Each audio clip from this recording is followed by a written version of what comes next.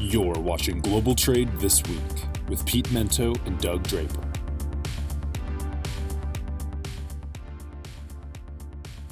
Hello and welcome to another edition of Global Trade This Week. I am Doug Draper, one of your hosts. And on the other side of the coast, I always say other side, but I'm not sure if that really comes to term correctly or not, is my good friend, partner in crime, Mr. Pete Mento. Pete, how you doing, my friend? I'm good, bud. I'm good. How are you? Good. Yeah, it sounds like you did a little rugby action. You put your bucket hat on a second ago. Yeah, I did. I had the bucket hat on a few minutes ago down in Maryland over the weekend to watch the boy play in a sevens tournament for the national championship. He was in the national championship tournament. Tough weekend for the Golden Flyers, but he played well. His team fought bravely against the elements as well as other rugby teams. I'm pretty sure that Amy and I were going to have to build an ark at one point. It rained so hard. It was absolutely miserable here on the East Coast. You didn't read about that, Doug. It was terrible, but played hard. They did not come away with the championship. That went to Mount St. Mary's, kind of an underdog team, but they came away with it. It's funny. There was a much mocked rugby personality who had picked them to win everything, and they did. So beating some massive teams like Army and Kutztown and part of the Midwest teams like Indiana, to come out and win the whole thing. So it's nice to see a smaller club come and take it all. But Hudson had a great show, played really hard. We're very proud of him. And nice. After freshman year, to make it to the national championship tournament is a great thing. He's got 3 more years to go out there and prove it to everybody. So we'll be seeing a lot more of him in championship tournaments. Don't you worry. Yeah, well, that's awesome. Proud father and a rugby enthusiast yourself. So that's cool. Always yes, there you go. Makes yourself proud when your kids succeed in life. It's good. It's a good feeling. Yeah, we have lots of athletic moments here, don't we, Doug? You and I. Yeah, I made the second time, and so I'm taking 3 trips to Kansas. The next one is for graduation, my son. But Pete, I have to say, my daughter is a badass. I'm so proud of her. She was out another rowing event. But better than that, my brother was out there this weekend with us, and she has. Being an athlete, she's got access to everything. So we went and saw all the cool stuff. And for those that are listening that are hardcore basketball fans, like access to try to get into Allen Fieldhouse without a tour or without anything is a very difficult feat. And she's just clicking buttons and pushing secret doors open. And we were in Allen Fieldhouse by ourselves on the basketball court, hanging out, which is something that just doesn't happen. So, our kids are both doing well, having fun. They're happy. And that's all you can ask for from a parent. So, kudos to us, Pete. I don't know, Doug. My youngest had her prom this weekend. She's a typical, teenage girl. I don't know about if she's ever really happy. So let's not get carried away. I was talking about this. So Amy has the rowing bug. And how many people are on one of these big, long boats here, Doug, that your daughter rows on? How many is that? Say it again. Yeah, I couldn't hear you. How many women are on these boats that your daughter rows on? So it's either 4 or 8. My daughter's on the V8 boats. Okay. So yeah, they're a lot of fun, and I'm in a good mood.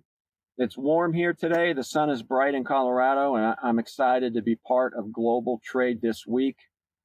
Pete, brought to you by Cap Logistics. We got to get that plug in there, right? We do. Let's get to the show. Enough. Yes. So I have the honor of having the first topic this week, and Janet Yellen had some pretty interesting words over the course of the last week, where she was talking about the conscious decoupling, which I think it's funny how that's become a word now in finance and trade, of how the offshoring of so much trade is happening right now between China and the West, that it's actually becoming a concern. So it's happening on both sides of the ledger. The United States has been moving a significant enough amount of trade out of China right now to back to the Americas. And so much trade is moving out of China to other parts of the world from Europe that it's actually causing China to act in kind, where they're beginning to do things with regards to trade inside of their own country, where they're actually making it more difficult to do business in China for some of these Western companies. So they're increasing some of the regulatory tripwires and difficulties to do business for Western companies in China. And they're making it easier for Chinese companies and easier for companies that they have closer alignments to. So think of the Cambodias, the Vietnams, certain Eastern European countries. The list goes on, and making it more difficult for these Western companies to turn a profit, maybe make their way regulatorily through the red tape of doing business in China. And the concern now has become, if we continue to escalate in this way, is it just going to make it even harder in what is a very difficult environment for Western companies to continue to succeed in China after what had been decades of us finding common ground. So it's hard to believe, but maybe Janet Yellen, who's not really known for being the voice of reason, might very well be the voice of reason right now between two countries that are trying to find some common ground. Yeah, that's interesting. When you shut that one over, it's like I can't think of a good analogy while you were talking there, Pete. But it's a love-hate, I guess, would be the easiest thing. Is that we need each other more than we would like to admit, right? But you always got to have the cover and the outward appearance, or shouldn't say appearance because that rings hollow. But I don't know. It's just interesting. You need each other to succeed, but at the same time, there's this friction that's ongoing that is almost, needed with the media and everything else. So interesting. Yeah. And the fact that Yellen verbally, a leader in verbally made mention of that. Please just believe that's been happening a lot longer than just her making that comment the other day. Yeah, there's two quick follow-ups to that. The first is you wonder if she was asked to say something because, as you pointed out, she verbally said something. She's not known to be a woman who just says things off the cuff. So most of what she does is done with intention. And then the second is there's so much bluster and there's so much loud talk between these two countries. How much of that is really being done for just political highlights? How much of it is just soundbite-ism?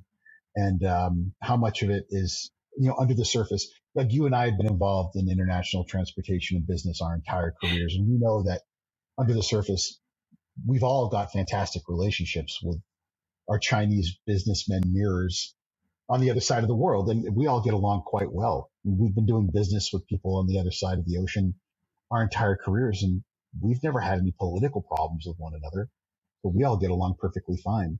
It just seems to be, all these people who are screaming and yelling at one another over things that really don't concern us when it comes to dollars and cents, and yen and RMB and pound sterling and whatever else you want to throw in there. So it just seems like it's for their benefit. It's certainly not benefiting any of us.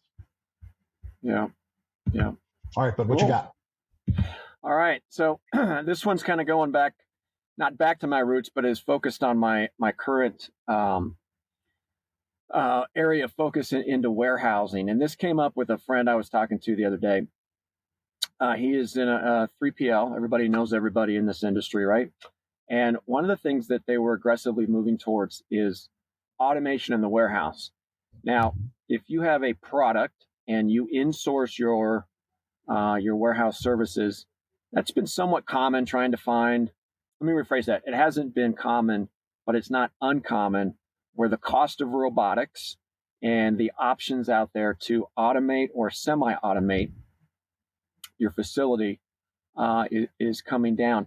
But that's if you have a specific product that you can build automation around. Whereas a 3PL, they could be moving large, heavy objects, smaller objects, you name it. And so it's always been challenging for 3PLs to create automation that's really efficient for the vast variety of customers and products they move from their building. used to be labor and muscle and we'll get it done attitude, and behind the scenes it's not very sophisticated. But I think what's going to happen, Pete, is that with this automation, you're going to find 3PLs that are going to be uber specific on the type of business they want. And obviously, the automation is going to be more inclined to focus on smaller, higher volume, reoccurring type of shipments. And a friend of mine's organization is moving towards that.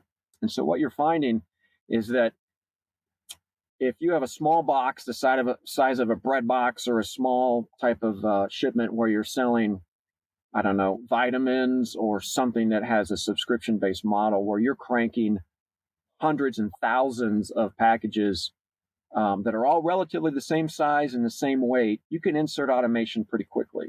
And you can also be laser focused and get rid of all the noise and the other types of products that same warehouse may be going and managing. And my whole point there, Pete, is I think that those warehouses that embrace the automation and want to focus on the smaller ones that are more conveyable, if you will, they're going to be less of an option for other clients out there. So if you have a general commodity and you need to look at 3PLs, your choices may be limited if your product doesn't align with the automation that 3PLs are investing in. And so you may have less choices, or you may make a decision to insource that and handle it yourself. So my point is, if there's 100 3PLs out there, and a year ago they would take anything and everything and try to make it work. Well, now 25 of those 3PLs are like, forget it, we're dropping in automation and robotics, and all we want are small products that are 10 pounds or less, that are in a 12 by 12 by 12 box, and everything else we don't have interest in doing. Well, that just reduced the capacity out there of 3PL options by 25%. And I just think as the cost of automation comes down, you're going to find more and more 3PLs that say, we want to get rid of the noise. We want to get and focus on things that we can be incredibly efficient with, and ultimately remove some of the labor costs around a 3PL environment, which is what people have been talking about for years. And so I think it's going to be an interesting shift. It's not going to happen this year, maybe not even next year, but in the next 3 to 5 years, I think you're going to see a lot more automation. And that's an obvious, but it's going to uber focus clients that say, I don't care about furniture or 50-pound boxes. I want small stuff that can hum through my building. I got 1 or 2 people in the warehouse working these robots, and we're very efficient, making a lot of money and having a lot of fun. So it's going to take capacity out of the market, if that makes sense. So it's a 3 to 5 year projection, in my opinion, but I think it's going to happen. Yeah, it harkens back to that old, I forget if it was FedEx or USPS or UPS. Remember that old commercial, it fits, it ships, right? Where they had those boxes, and they still do. If you go to the UPS store or FedEx, they have those standardized boxes, and they encourage you, use our box, and there's this one standard rate for each of these zones if it fits in this box. And a lot of that does come down to standardization. They know exactly how many of these boxes in these configurations fit in our containers that then are going to be put into certain formats that we have for these standard configurations on our aircraft, on all these different types of over-the-road size capacities. And they've done an excellent job of doing that. And then you take what you just said, that next step forward, and they're massive warehouses that they're constantly automating and then fine-tuning that automation to. For a scale like that, they're cutting pennies into 20 different pieces, But then you get to the size operations that you and I are used to working on. They've never really been able to afford that level of automation, but that level of automation is now becoming more and more affordable mostly because of e-commerce and the demands for that at the Amazon level. And now that one level down to serve the Amazons of the world. And now we're getting a hold of it. Some of it's actually because of secondhand equipment, the cost for the parts for that equipment, and just the pervasiveness everywhere. I think you're absolutely right, Doug. We're going to see more and more of that. Not only are we going to see more and more of that, I think you're going to start to see some incredible innovation not only on the hardware for it, but the software as well. That's going to make it more efficient, make it last longer, and also find new and interesting ways to use it. I think that I keep saying this on the show. Ours is an industry of incredibly creative people.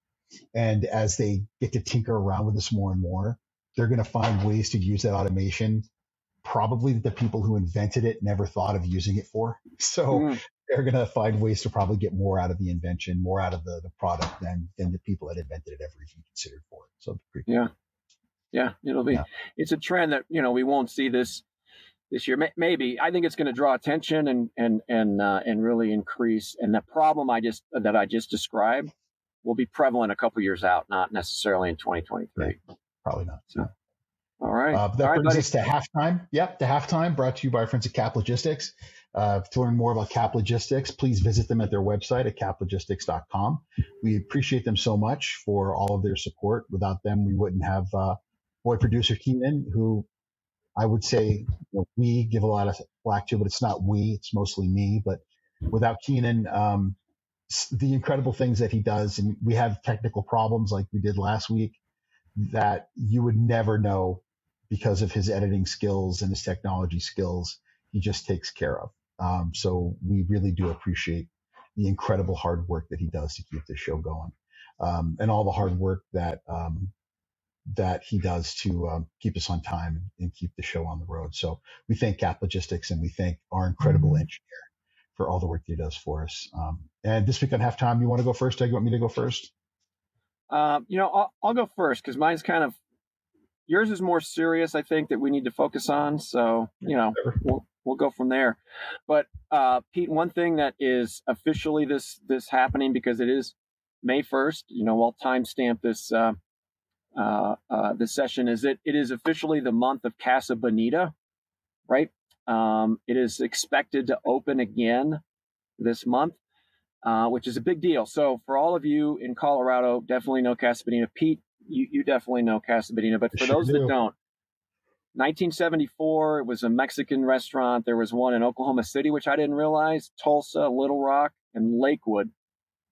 And it was it's all-you-can-eat sopapillas, which is the dessert.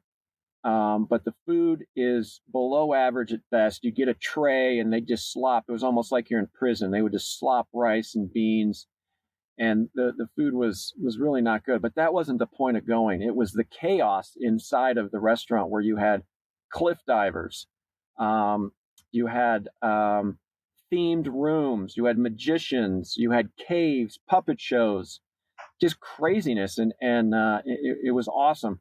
So if you're from Colorado, you remember that, and you probably went with your family or a group of friends. If you were in the Midwestern states, you would always go there whenever you took your bus on a ski trip, right? Because I remember I went there on ski trips, and you show up.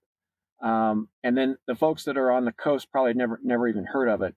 But what happened is that it was COVID took it down. The restaurant closed. They couldn't come back.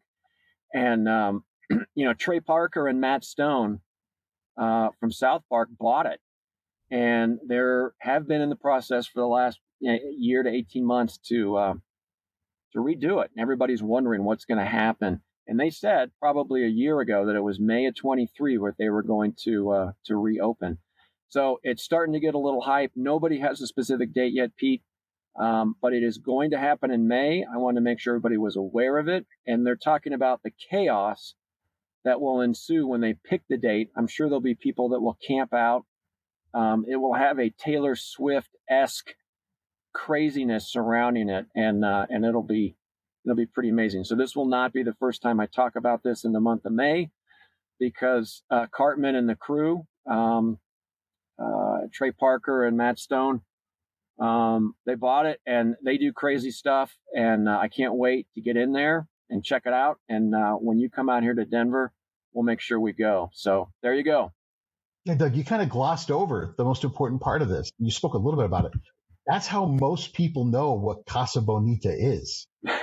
It's from the famous South Park episode of how Cartman just wanted to go to this birthday party of a friend of his he didn't even like.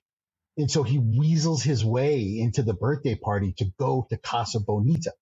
Yeah. And most of us, I've been to Denver. I don't know how many times I've been to Colorado. Tons and tons and tons and tons. I have never been to Casa Bonita. I only know it from the South Park episodes. And then I've seen videos of the Casa Bonita. I've been by the Casa Bonita because our mutual friend, Mark Saxelby, is such a dick. He wouldn't take me to Casa Bonita, right? So I want to go because he's like, there's great Mexican food here. Why would I take you to that dump? And I said, you don't understand, man. I need to go to, and I turned into Cartman, which should not surprise anybody because I'm basically the growth version of Cartman. I want to go to Casa Bonita. So the three of us talk about it constantly, right? Constantly. We talk about you and Keenan and I. We have to do a show from Casa. Like, I don't care if we're just sitting around the table. We have to do a show from Casa Bonita. We have to. Yeah, we'll do it. All right. So my halftime is pretty simple. Today is May 1st. And what is May 1st? May 1st is the first day of Global Trade Month, people. Global Trade Month. And just very simply put, this is one of those things like National Ice Cream Day for most people, National Golden Retriever Day or whatever. But to us, it's great. It's a full month of celebrating the national love of global trade. And I'm pretty sure, Doug, I'm not positive, but I'm pretty sure it was invented by the World Trade Center. I'm not sure, but I think the World Trade Center's invented this holiday, and God bless them for it. So the World Trade Centers all over the country put on events pretty much all month. So World Trade Center Denver has their big hullabaloo starting this week. World Trade Center New York's is next week. I'll be speaking at the World Trade Center New York. I have a panel that I'm putting on. I'm speaking for World Trade Day in New England at Bryant College for theirs. I'm going to be on a panel there. There's World Trade Center stuff everywhere. World Trade Day. There's countless webinars, countless in-person things that you can be doing, all sorts of things. So for everybody who watches the show, for all of you, seek out content this month. It's going to be recorded. There'll be things that'll be maybe online, and you'll be able to watch it throughout the next following months. But this is a great month because so much information is going to be shared. So let's hear it for World Trade Month. Yes. Yeah. And being in Denver, the World Trade event is May 19th. It's a full day at the Sheraton downtown. You go to WTCdenver.org. You can learn more about it. But great speakers, great. And I think there's supposed to be 700 people here in Colorado, which is pretty amazing. It's great. You guys do a good job. Karen Gerwitz, who runs your World Trade Center, is an absolute, she's a beast of a executive out there. She has an incredible group. Can't say enough about the hard work they do there. I will be at Midtown Manhattan. They're holding it at Baruch College. I'm speaking for the Port of New York and New Jersey and the World Trade Center of New York. On a panel out there, I have the new port director for the Port of New York and New Jersey. I have the head of e-commerce from Maersk Lines. I have the head of Roanoke, their division of insurance, and the head of the U.S. Chamber of Commerce on a panel, and I'm speaking about the digitization of logistics.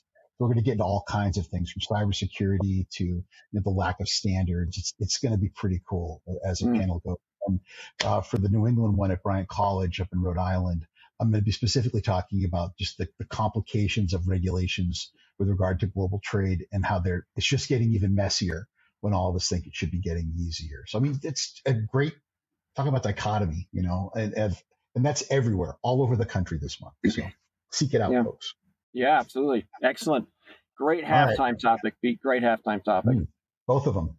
Yeah. So my next topic's pretty short and sweet, but I think it's a little creepy. So the numbers are coming out. Again, it's a decoupling, but this is called friendshoring. So this idea that countries are looking for countries that they get along with to send their business to. So not all that long ago, we saw a lot of reshoring of their business to places like Vietnam and Cambodia, which, to be quite honest, you might as well be giving American business to China because most of those facilities where the goods are being made are owned by Chinese companies. Well, now we're seeing it sent to places like Indonesia, Malaysia, Mexico, places where the U.S. has a vested financial interest. And I sent everyone, I believe I sent you the link to the story today. Mm-hmm. In 2017, roughly 3/4 of America's ocean import volume from Asia came from China. Now it's 53% in 2022. That is an incredible decrease in ocean volume from Asia, and it's getting less and less.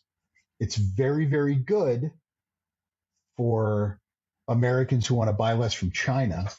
It's actually pretty bad for the ocean consumer because rates from those places are very high, and they'll continue to be. The reality is that the ocean supply chain and logistics network, the vessels that were built for it, and pretty much all of our infrastructure was built for inexpensive ocean carriage from Chinese baseports to the United States. So these vessels, all the infrastructure, and the way things were built for that purpose. So when we start to go into other parts of Asia, between the lightering barges, between the way that bunker is sold and the way that vessels are refueled, it all drives up the prices, including the sailors, the way that ships are refitted, the way that ships are actually recrewed. All of it becomes incredibly more expensive by doing it this way.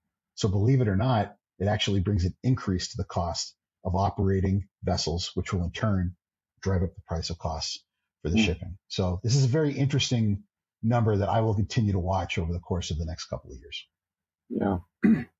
Yeah. Yeah. Simple analogy, a flight from New York to Chicago. There's a lot of them. They're gateways. It's pretty cheap. You want to fly out of Bozeman, Montana to New York City.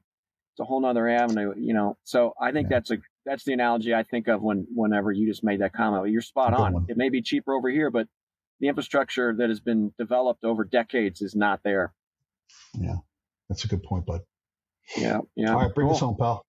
All right. Well, more banking news out there. Again, it's Monday, May 1st, and over the weekend, First Republic Bank was, had a run. I think there was like $90 billion was pulled out of that bank in a very short amount of time.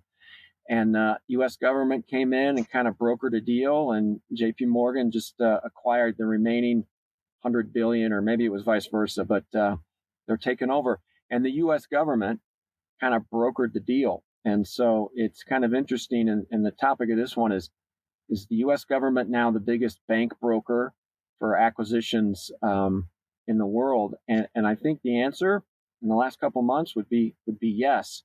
And part of it is the precedent they set when SBV went out and they said, it doesn't matter what your holdings are with the bank, we will guarantee it. The 250,000 per depositor, kind of went out the window. And there's no way the government can continue to afford to guarantee that because the precedent has been set. And so it behooves them to find a buyer pretty damn quick and facilitating being the broker, the middleman to make that happen. So I don't think we're in a banking crisis. Trust me, this is just, Doug Draper's take on it is I don't think we're in a banking crisis, but I think that the U.S. government will intervene more and more if this happens in the future for selfish interests of the precedent that they have set. It doesn't matter how much money you had in the bank, we'll make sure you don't get burned and lose any of it. So it'll be interesting, and hopefully this is not so commonplace that it becomes second and third page news in the newspaper, and that and we'll go from there. So risky business strategies and kind of weak risk management of what these banks are doing, I think are kind of the two focus or two focal points. And, that'll get shored up and cleaned up and more regulation to come in there and really scrutinize what these banks are doing. But anyway, I thought it was interesting that good old Uncle Sam's a bank broker nowadays. Yeah, a couple of quick things to talk about here. The first is this purchase is really nothing but upside for JP Morgan Chase. They bought a distressed asset that they've been told there's nothing but positivity here. They're going to have all their assets covered. What do they have to lose, right? So they're buying this distressed asset that will only end up going well for them. Second of all, I think this is the second largest bank failure in history. I believe the first one was presided over by the same guy, the same purchase. So this CEO now, he's been involved in both of them. So might want to rethink that Yeah. resume. But the sad reality here is that when you say that you're going to cover the problems of the people that are running these banks, they've got nothing to lose. So the only silver lining I see in this, Doug, is that the likelihood that we're going to see just a full-on run on banks. Again, this is just Pete Mento speaking. It certainly isn't advice.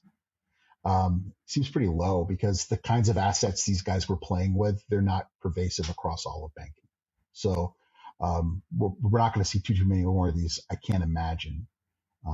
But you're seeing the Feds do what they said that they would do. They're going to literally do whatever they have to do to keep this thing from going any farther. And that includes allowing JP Morgan Chase to go over the deposit limits that were set in place for something like this not to happen. So it's incredible, but that's where we are. Yeah, I have a feeling this will not be the only time we talk about this topic on this show. No, but it gets me fired up, and thank God it's the last one today, or else I would just. But that's going to be it for our show this week. As always, we want to thank all of you for joining us, for listening, for telling your friends, for watching the videos, listening to the podcast. We are on all podcast platforms for those of you who just want to listen to us while you're taking a walk or exercising or whatever the case may be. I want to thank Keenan back in the booth and all the great people at Cap Logistics for supporting this show. And we'll see you again next week for another great edition of Global Trade This Week. Thanks a lot, Don. Absolutely. Thanks, Pete. Thanks, everybody.